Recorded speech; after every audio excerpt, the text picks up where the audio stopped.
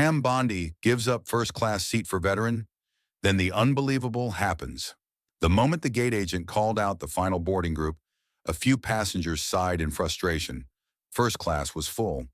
But one man, old and limping with a cane, stood quietly in the corner, holding a wrinkled military cap in his hands. No one noticed him, except her. Pam Bondi stood up without a word, walked past the flight attendants, and offered him her seat. What happened next made even the pilot step out of the cockpit. Before we continue, make sure to subscribe, because this is not just a story about kindness. It is about what happens when quiet dignity meets unexpected justice. She did not ask for attention. She did not want cameras. Pam had simply noticed that no one was moving for the old man. His back was bent, his steps slow. The other passengers avoided eye contact like he was invisible, but he was not invisible to her. "Sir," she said gently, "would you like to take my seat in first class?" At first, he did not understand what she was saying. He looked at her, confused, and then smiled awkwardly. "Miss, I think you paid a lot for that seat," he said, but she insisted. And in that moment, the first-class cabin fell quiet. People glanced up from their phones. Whispers started. Someone scoffed. A woman in a designer coat muttered, "Publicity stunt." Pam ignored it all. She walked the man down the aisle, helped him with his small bag, and guided him to seat 2A. Then she turned to head back to economy. But just as she was about to sit down, a man in a suit, mid-50s, slick hair, expensive watch, blocked her way. "You gave up your seat," he sneered, "but that does not make you a hero. Maybe stay in your lane instead of playing saint." Pam paused, looked at him calmly, and sat down anyway. She said nothing, but she noticed something strange. While the man was loudly judging her, the pilot had stepped out of the cockpit and was watching. The plane took off. Everyone thought that was the end of it. They were wrong. The flight had just leveled off when the seatbelt sign dinged off. Flight attendants began moving down the aisle with their carts, and most passengers reached for their headphones or phones. But the pilot had not returned to the cockpit. He was still standing near first class, watching something with a quiet intensity. Pam sat silently in her middle seat back in economy, sandwiched between two tired-looking travelers who had no idea who she was. She leaned her head against the window, pretending not to notice the stares from other passengers who recognized her, but said nothing. The man in the suit who had mocked her earlier kept glancing back from first class with a smug expression, as if waiting for another chance to humiliate her. But then something unexpected happened. The elderly veteran in seat 2A unbuckled his belt, slowly stood up, and began walking, shakily, down the aisle toward Pam. People watched him nervously, wondering if he needed help, but he looked determined. The flight attendants moved to stop him, but the pilot, still standing there, shook his head and motioned them to let him pass. The veteran reached Pam's row and gently touched her shoulder. "Ma'am," he said softly, his voice cracking slightly, "I need to tell you something." Pam turned to him, surprised. The cabin grew quieter. "I flew this airline for 30 years after I came home from Vietnam. Not in the seats," he smiled faintly, "but in the cockpit. I never told anyone on flights who I was. Never asked for anything free. I have seen every kind of passenger over the years, people pretending to care, people stepping on others to get ahead. But I have never seen someone do what you did without wanting something back." Pam opened her mouth to respond, but he raised his hand to stop her. "I made a phone call before takeoff," he said, voice steady now, "to a friend, because I knew exactly who you were, and I also knew what you did today mattered." He turned to the pilot and gave a nod, and that is when the twist began. The pilot reached for the cabin microphone. The overhead speakers clicked on with a soft pop. "Ladies and gentlemen, I need everyone's attention. We have a very special person sitting in seat 14B today. She just gave up her first-class seat without hesitation for one of our country's heroes. What she does not know is that this hero is not just any passenger. He is one of the original test pilots who trained me personally, and he just gave me a personal request to recognize the woman who showed him respect today when the rest of the world would not." Every head turned toward Pam, every phone lowered. Even the smug man in the suit shrank into his seat, and the pilot was not done. The captain continued speaking, his voice calm but commanding. I have flown senators, celebrities, and CEOs, but today I am flying someone who reminded me what real class looks like. Miss Pam Bondi, please stand up. A hush fell over the cabin. Pam sat frozen for a moment, unsure if this was real. The man beside her whispered, "You should stand." Slowly she rose from her seat.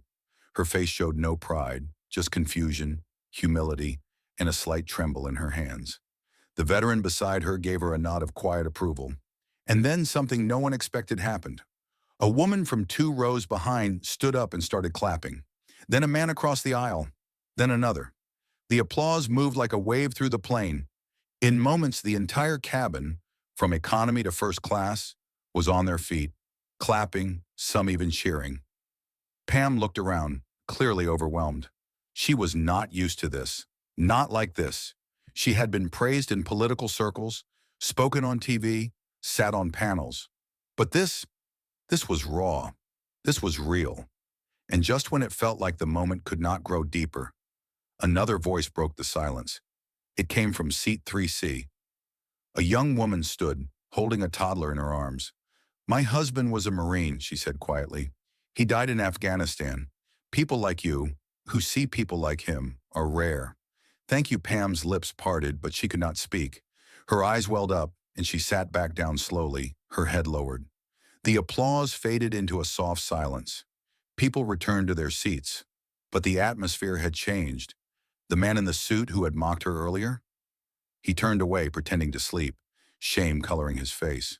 But the twists were far from over. As the flight continued, a flight attendant approached Pam discreetly. "There is something the captain wanted you to have," she said, handing her a small envelope. Pam opened it slowly. Inside was a handwritten note. "Seat 2A is not just a chair. It is a thank you for reminding us that respect is not about class. It is about character." Pam looked up toward the cockpit, tears quietly sliding down her cheek. And still, this flight had one more turn left to take. The plane began its descent into Washington, D.C., but the cabin remained unusually still. No one fidgeted.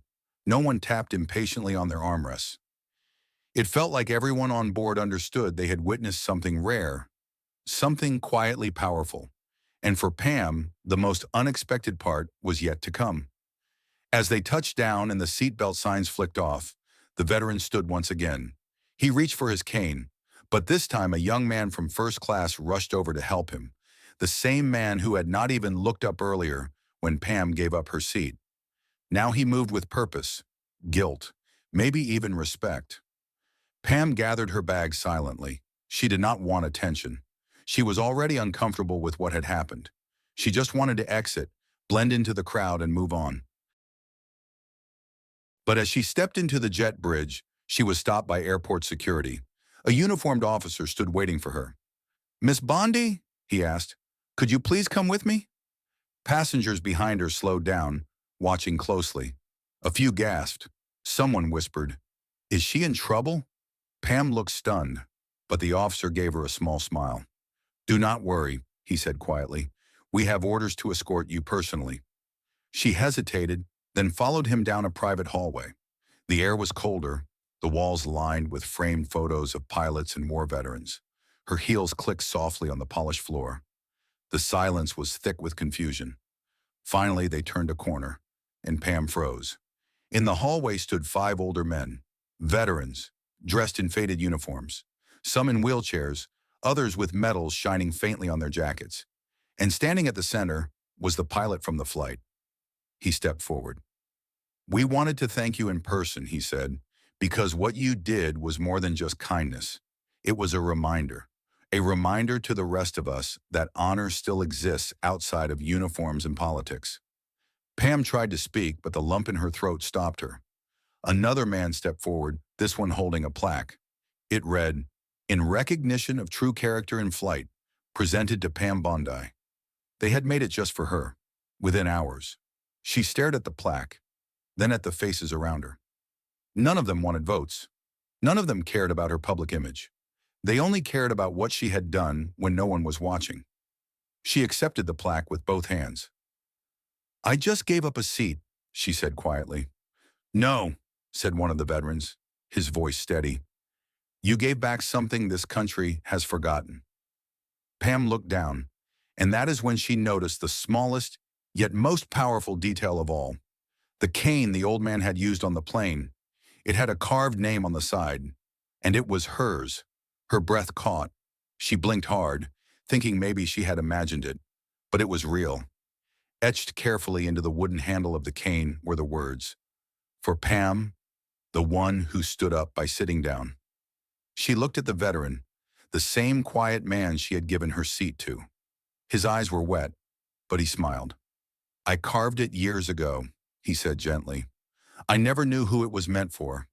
I just kept it, hoping I would meet someone who reminded me of the values I fought for. Someone who did the right thing without asking what it was worth."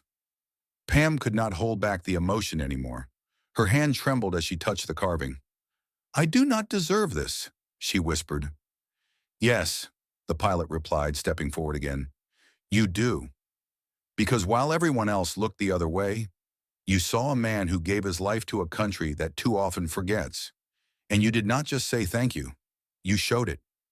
She stood quietly in that hallway, surrounded by men who had lived through wars, buried friends, returned to empty airports. And yet here they were, giving her a tribute no press conference could match. The moment settled like a gentle storm in her chest. She had never felt more seen, not for what she did on a political stage, but for a moment of silent decency in the middle of a noisy world. Just then, one of the older men tapped her arm. "There is one more thing," he said. He handed her a small folded paper.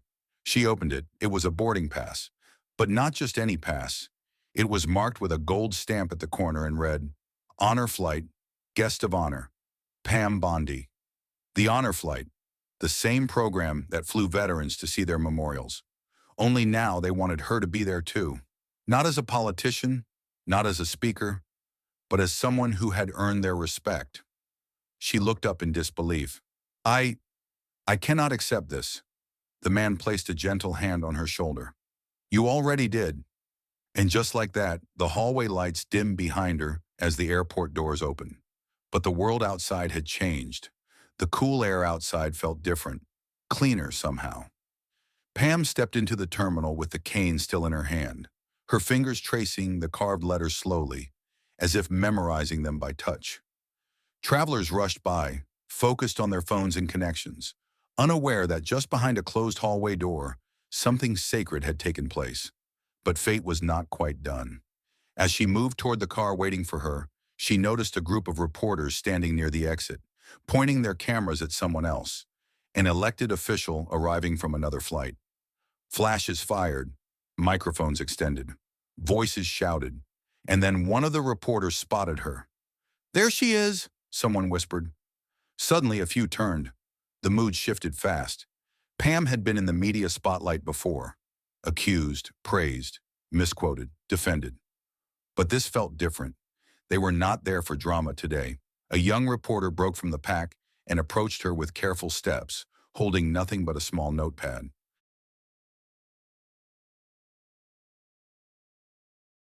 "I heard what happened on the flight," he said, not recording, not live. "Is it true you gave up your seat for a veteran, and they honored you afterward?" Pam looked at him and paused. She could have given a speech, could have claimed nothing, could have waved it off. Instead, she handed him the cane. He looked confused at first, then saw the carving. His eyes widened. "What is this?" he asked softly. She gave him the smallest smile. "It is a reminder," she said, "that there are still some things more important than being right, than being powerful, or being seen. Like being decent, when no one expects you to be." And with that, she turned and walked toward the car, waiting for her at the curb. But the cane, the reporter never gave it back. He stood there frozen, reading the words again and again. Around him, the flashing cameras stopped. No one chased Pam down. No one yelled questions. They just watched. And for once, the story was not about a scandal or a soundbite. It was about a seat, a cane, and a woman who remembered something the world had nearly forgotten. But even as she left the airport behind, one last twist was already unfolding. Inside that honor flight envelope was not just a boarding pass. There was a handwritten name on the back, and Pam recognized it instantly. Her hands trembled slightly as she pulled the card from the envelope and turned it over. The name written on the back stopped her in her tracks. Colonel James E. Bondi. She froze. It was her grandfather, her mother's father, a decorated World War II pilot she had only known through old photos, folded flags, and stories whispered at family dinners. He had died before she was born. No social media posts, no statues, just a legacy that sat quietly in her family's memory. And now somehow his name was in her hands, on a boarding pass meant to take her on an honor flight. She sat down slowly on a nearby bench, her mind racing. The veteran on the plane. He never said his full name. The cane, the carving, it all began to connect. She remembered something her mother once told her, how Colonel Bondi used to mentor younger pilots, how he believed that real character was not something you announced. It was something you proved when no one was looking, the same way the man on the plane had looked at her. Number could it be? She opened her phone and quickly searched the name of the veteran listed for seat 2A. There was almost nothing. No interviews, no photos. Just one old military directory listing him as a retired Air Force instructor, one of the last to train directly under Colonel Bondi before his retirement in 1961. Pam's heart pounded. He had known her grandfather, maybe more than known him. Maybe this flight was never just a coincidence. Maybe the moment she stood up to give away her seat without knowing who he was, that was the very moment he had been waiting decades for, to pass something on. Not a seat, not even a cane, but a message. The one who stood up by sitting down, her grandfather's motto, something he used to say during war stories, according to her mother. Pam looked up, her eyes filled with something deeper than pride. It was legacy. It was blood. It was the quiet power of doing the right thing. When the cameras were not rolling, when no one is watching, when there is nothing to gain, except your own soul. And as the sun began to set behind the airport windows, painting the sky in amber and gold, she finally understood. She held the past like it was made of glass. It was not just a piece of paper anymore. It was a bridge, a quiet doorway between the life she had lived and the legacy she had unknowingly stepped into. Every political debate, every courtroom appearance, every spotlight moment now felt small compared to this single flight, this one act of anonymous decency that had brought her face to face with something so deeply personal, so unexpectedly sacred. She sat there for a long time, watching travelers pass, watching flight numbers change. None of them knew that in this corner of the airport, a life had shifted. Finally, her phone buzzed, a message from the honor flight coordinator. "We are honored to welcome you on board. Your grandfather would be proud." No cameras, no press statement, just that one line. She smiled softly and stood up. Outside, a black town car waited to take her to her hotel, but before stepping inside, she turned back toward the terminal windows. Somewhere behind those glass walls, the old veteran who had quietly watched her, who had tested her without a word, had already disappeared. No farewell, no reveal, just the carving, just the moment. She wondered if she would ever see him again, but deep inside she knew she already had, in the quiet strength of his eyes, in the careful way he rose to speak, in the stillness he carried. He was from her grandfather's world, a world where honor meant more than applause. She boarded the honor flight weeks later, not in a political suit, not with a camera crew, but in a plain dress and a single photo of her grandfather in her hand. Veterans saluted her. Some whispered their thanks. Some cried. No one asked her to speak. She did not need to. She simply listened. And when they reached the memorial, one elderly man approached her with a gentle smile. "You carry yourself like Bondi did," he said. "I try," she replied, "but I have a long way to go." The man nodded. "That is what makes you like him." The story never made headlines. It was never trending, but it stayed alive, quietly, in whispers among pilots, in stories shared between soldiers, in the heart of a woman who finally understood that sometimes the most powerful thing you can do is give something up, especially when it costs you nothing. but means everything. Months passed, but the memory of that flight never faded. Pam went back to her routines, courtrooms, meetings, decisions, but something had shifted in the way she walked into every room. It was not louder, it was not bolder. It was quieter, stronger, like someone carrying something invisible but weighty, like someone who knew who she was, even when no one else did. One morning, while reviewing case files at her desk, her assistant walked in with a curious look. "There is a man here to see you," she said. He would not give his name. He just said, "You gave up a seat once." Pam stood slowly. Her heart kicked up just slightly. She walked out to the reception area, and there he was. The same veteran. But this time, he wore a dark blazer, his military pin centered on the lapel. He stood tall, despite his cane, and in his other hand, he held a small, wrapped package. "I was not sure if I would see you again," Pam said, her voice low. "I was never really gone," he replied. "I just needed to make sure you understood first." He handed her the package. Inside, wrapped in soft cloth, was an old leather-bound notebook, weathered, its corners frayed, its pages filled with names, notes, and flight sketches. "My final gift," he said. "Your grandfather's flight journal. He left it with me when he retired. Said I would know when it was time to pass it on." Pam opened the journal slowly, her fingers brushing over her grandfather's handwriting. Sketches of cockpits, notes on turbulence, lists of pilot trainees, and then, on the last page, a letter, addressed simply, "To the one who does what is right, even when no one is watching." Tears blurred her vision. She looked up, but the man was already turning to leave. "Wait," she called after him. "At least tell me your name." He turned, Kane pausing mid-step. "My name is not important," he said, "but your next decision is." Then he smiled and walked out the door, disappearing into the quiet morning like he had never been there. And at that moment, she understood. Some moments are not meant to be captured. They are meant to change you. Pam sat alone in her office, the old flight journal open in front of her. Pages filled with her grandfather's wisdom, notes written in rough ink, and sketches of skies he once flew through. But it was not the technical details that moved her. It was the way he wrote about people. Notes about co-pilots who showed bravery under pressure. Words about young recruits who needed encouragement, not orders. And quiet reflections about the difference between commanding respect and simply earning it. She closed the book gently and looked out the window. Below, the city buzzed like always. Fast, loud, restless.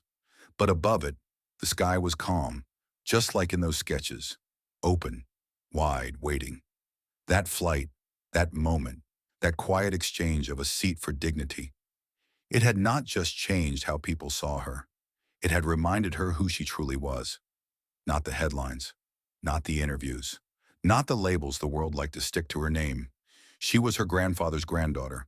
And in that realization, she found peace. Not applause, not revenge on the man in the suit, not viral glory, just peace and something else, clarity. A week later, Pam returned to the airport, not to fly, but to wait. She sat quietly by gate 12, the same gate where she had first noticed the old veteran. She watched passengers go by, most in a rush, some lost in screens, others tired and annoyed. But then she saw him, another veteran, younger, in a wheelchair, alone. Pam stood. No cameras, no announcement, no fanfare. She walked to the desk and leaned toward the attendant.